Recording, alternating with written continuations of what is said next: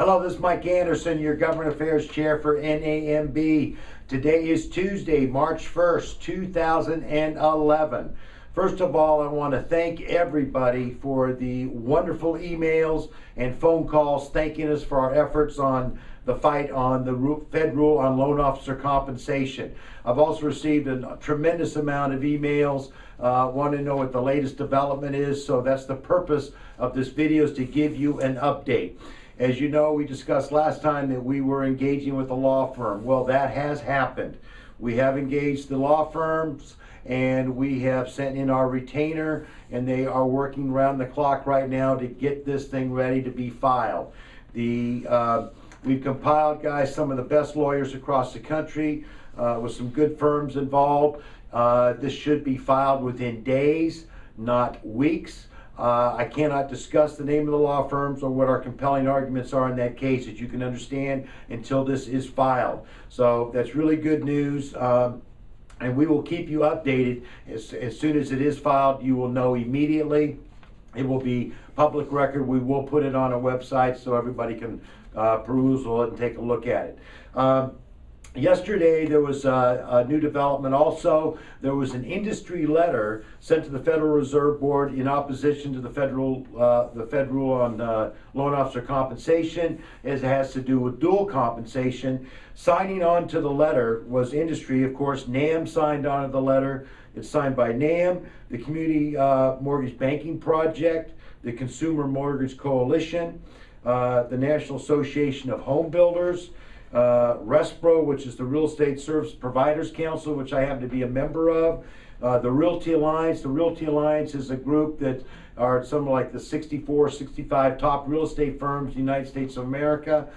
They've signed on to it, and NAR has signed on. The National Association of Realtors has signed on to this letter as well. So this is exciting news. So the pressure is on. I can tell you, Roy Deloach is working around the clock on the Hill. Your government affairs team is working tirelessly, guys, I can just tell you. And we appreciate so much the donations.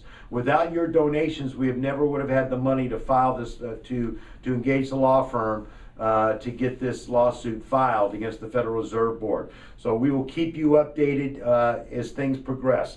I also want to bring up, there was a memorandum came out from Dave Stevens, Commissioner HUD, on February 18th about the increase in the MIP. And although nobody likes to see a rate hike, nobody likes to see insurance rates go up, but I'm just going to tell you guys, it beats the alternative. As you all know, or if you don't know, which Dave explained pretty eloquently in his letter, that Congress requires a 2% capital reserve on the MI fund.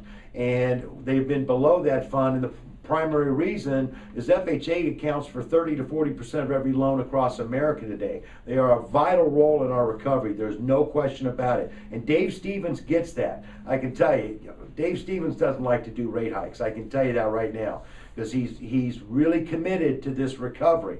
So this is really a small price to pay, but can you imagine, just imagine, if he didn't do this and all of a sudden Congress just turns off the spigot and we have no more FHA. I know in my market, I'm dead, because that's like half of my business is FHA right now. So Dave Stevens gets it, so let's be supportive on this issue. On a $260,000 loan, it's about $54 a month.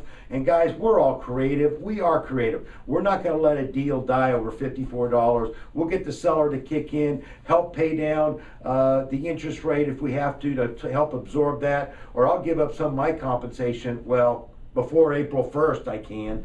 And so anyway, but also, guys, I want to give a special thanks to Platinum Mortgage out of Alabama. They're a wholesale lender who set up a meeting with Chairman Spencer Bacchus of the House Financial Services Committee last week that I attended. We had a fantastic 30 to 40 minute meeting with Spencer Bacchus.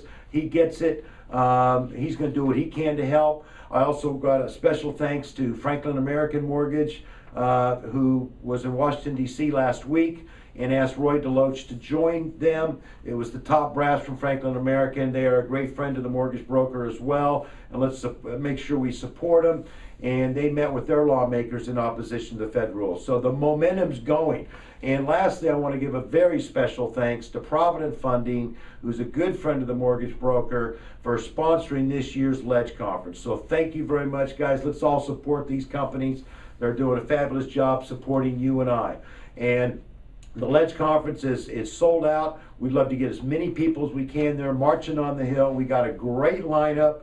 At that meeting, HUD, we got to thank our friends at HUD. They're coming up with a compliance guide on the Fed rule as it pertains to RESPA and the GFE, some compliance for us. So they're kind of doing the Fed's job. But, you know, special thanks to them to help us out. So anyway, guys, I will keep you updated. Watch for the videos, watch for the emails, and we're going to continue to fight, guys. We're not giving up. I'm going to tell you that right now. Keep those donations coming, and let's continue the fight. Thank you.